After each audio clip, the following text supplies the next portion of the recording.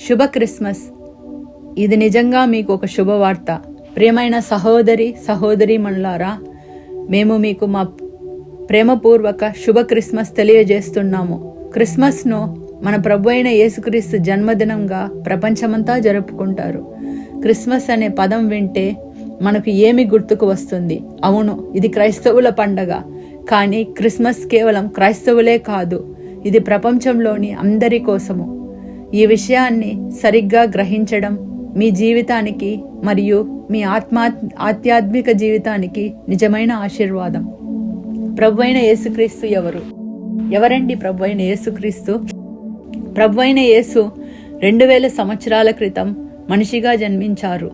అందుకే సంవత్సరాలను గతంలో BCE మరియు ADగా విభజించారు. ప్రభు అయిన యేసు కేవలం 2000 సంవత్సరాలకే సంబంధించిన వారు కాదు. ఆయన ఆదికాలం నుండి, సమయం ప్రారంభమయ్యే ముందు నుండే ఉన్నారు. ఆయన నిత్యుడు. పరిశుద్ధ గ్రంథాలు ఆయన గురించి ఇలా చెబుతున్నాయి: ఆదిలో వాక్యముండెను, ఆ వాక్యము దేవుని యొద్ద ఉండెను, ఆ వాక్యము దేవుడై ఉండెను, సమస్తము ఆయన ద్వారానే కలిగి ఉండెను. బైబిల్ గ్రంథం యోహాను సువార్త 1వ అధ్యాయము 1 నుండి 3వ వచనం వరకు రాయబడి ఉన్నది. ఆదిలో ఉన్న వాక్యమే దేవుడు. ఆ దేవుడు ప్రపంచాన్ని మరియు అందులోని సమస్తాన్ని సృష్టించాడు. ఆయన మనిషిగా మారి ఈ భూమికి వచ్చాడు మన కొరకు. ప్రభు అయిన యేసుక్రీస్తు జననం తెలుసుకుందాం. దేవుని ప్రవక్తలు ఆయన అవతారాన్ని ముందుగానే ప్రకటించారు. ఆయన మనిషి స్వరూపంలో ఈ లోకానికి వచ్చాడు. ఆయన శిశువుగా జన్మించాడు. మనకు ఒక శిశువు పుట్టెను, మనకు ఒక కుమారుడు ఇయ్యబడెను. అతని నామము అద్భుతకరుడు, ఆలోచనకర్త, బలవంతుడగు దేవుడు, నిత్యుండగు తండ్రి, సమాధాన ప్రభువు అని పిలుస్తాడు. బైబిల్ గ్రంథంలో యెషయా గ్రంథం 9వ అధ్యాయం 6వ వచనంలో రాయబడి ఉన్నది: ప్రభు అయిన యేసు ఇజ్రాయిలీల దేశంలో బెత్లెహేము అనే ఒక చిన్న పట్టణంలో కన్య మరియకు జన్మించాడు. ఆయన జన్మించిన వెంటనే దేవదూతలు ఈ విషయం గొర్రెల కాపరికి ప్రకటించారు. తూర్పులో నుండి వచ్చిన జ్ఞానులు ఒక అద్భుతమైన నక్షత్రం కనిపించింది. అది వారిని యేసు దగ్గరకు తీసుకొని వచ్చింది. వారు వచ్చి శిశువు యేసును ఆరాధించి బంగారం, గంధం, ముర్రు బహుమతిగా సమర్పించారు. లూకాసు సువార్తలో ఇలా ఉంది: ఆ ప్రాంతంలో గొర్రెల కాపరులు తమ మందలను కాచుచూ రాత్రి గడుపుచుండిరి. అప్పుడు ప్రభువుని దూత వారికి ప్రత్యక్షమాయెను. ప్రభువుని మహిమ వారికి చుట్టుముట్టెను అని వారు భయపడిరి. దూత వారితో చెప్పెను: భయపడుకుడి, ఇదిగో సమస్త ప్రజలు కలుగునట్లు మహా ఆనందకర సమాచారము మీకు తెలియజేయుచున్నాను. దావీదు పట్టణమందు మీకు రక్షకుడు పుట్టెను, ఆయన క్రీస్తు ప్రభువు. బైబిల్ గ్రంథం లూకాసు సువార్త 2వ అధ్యాయం 9 నుండి 11వ వచనంలో వరకు రాయబడి ఉన్నది: ఆయనను బట్టలతో చుట్టబడి మెడలో పడుకొని ఉండుట కనుగొందురు అని సూచనను మీకు ఇయ్యబడును.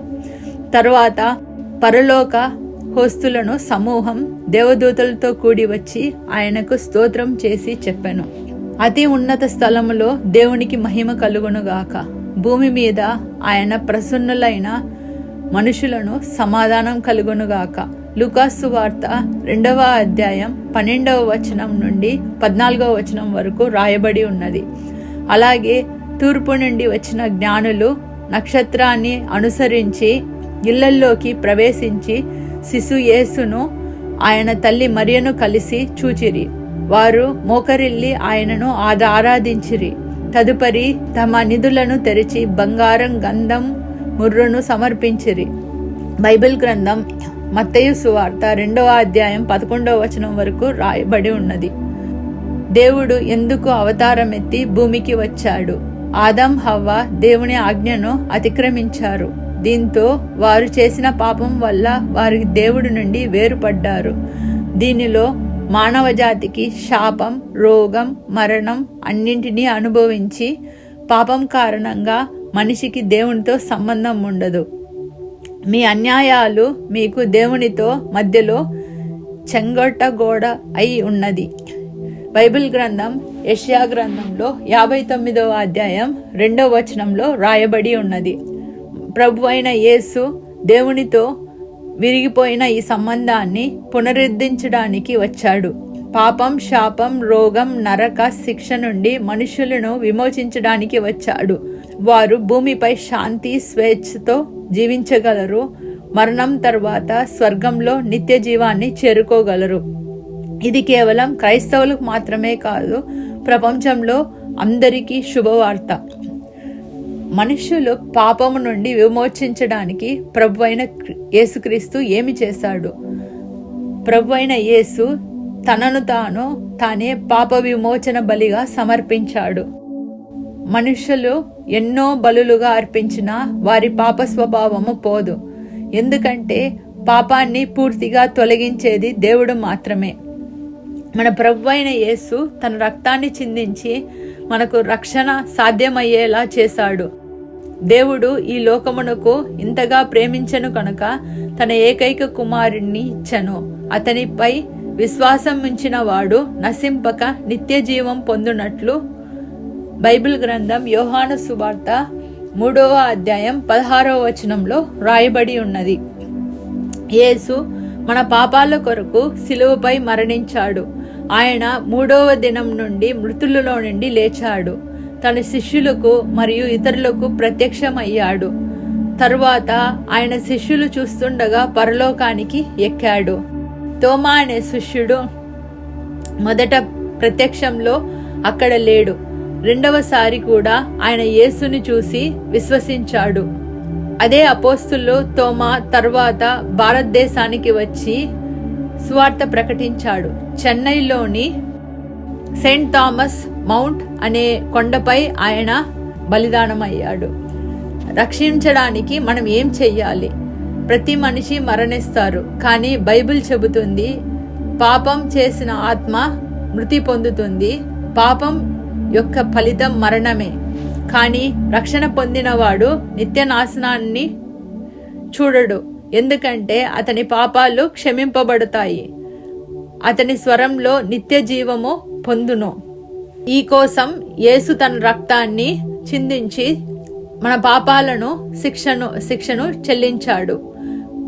బైబిల్ గ్రంథం 1 యోహాను 1వ అధ్యాయం 7వ వచనంలో రాయబడి ఉన్నది.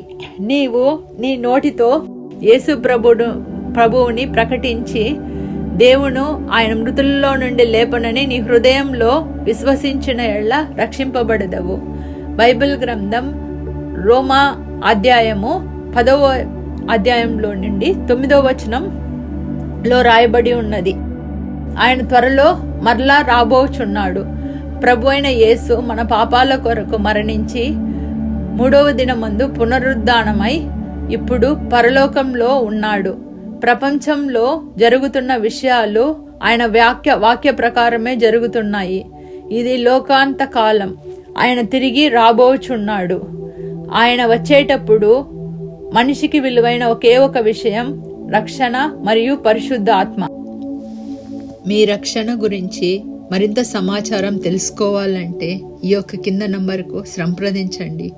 మీ రోగాలు, మీ సమస్యలు, మీ జీవన కష్టాలు, ఆర్థిక సమస్యల గురించి మేము ప్రత్యేక ప్రార్థనలు చేస్తాము. ప్రభు అయిన యేసుక్రీస్తు మీకు, మీ కుటుంబానికి ఆశీర్వాదం కలుగునుగాక. ఆమేన్.